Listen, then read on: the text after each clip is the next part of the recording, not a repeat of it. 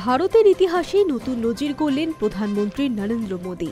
সবথেকে বেশি সময় ধরে একটানা প্রধানমন্ত্রী থাকার তালিকায় তিনি উঠে এলেন দ্বিতীয় স্থানে, টপকে গেলেন ইন্দিরা গান্ধীর নজির। তবে দীর্ঘতম সময় ধরে প্রধানমন্ত্রী থাকার তালিকায় আপাতত তিনি তৃতীয় স্থানে। প্রধানমন্ত্রী হিসেবে একটানা 4078 দিন দায়িত্ব পালন করেছেন নরেন্দ্র মোদী।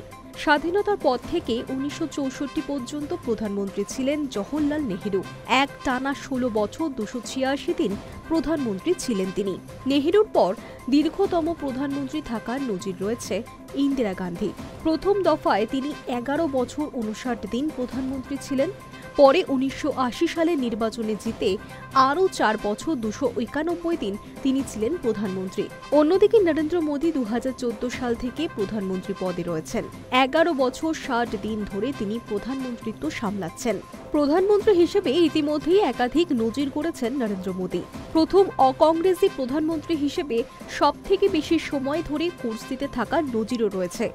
এছাড়াও অহিন্দিভাষী রাজ্য থেকে আসা নেতা হিসেবেও দীর্ঘতম সময় প্রধানমন্ত্রী থাকার নজির গড়েছেন তিনি।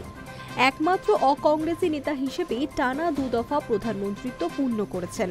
লোকসভায় একক সংখ্যাগরিষ্ঠতা পাওয়া একমাত্র অকংগ্রেসি হিসেবেও নজির গড়েছেন মোদী। তবে নজির করার দিনে দেশে নেই তিনি। বৃহস্পতিবার ইংল্যান্ডের সঙ্গে ভারতের মুক্ত বাণিজ্য চুক্তি স্বাক্ষরিত হয়েছে। সেই উপলক্ষেই ব্রিটেনে গিয়েছেন প্রধানমন্ত্রী। সেখান থেকেই তিনি যাবেন মলদ্বীপ সফরে। Hi news network.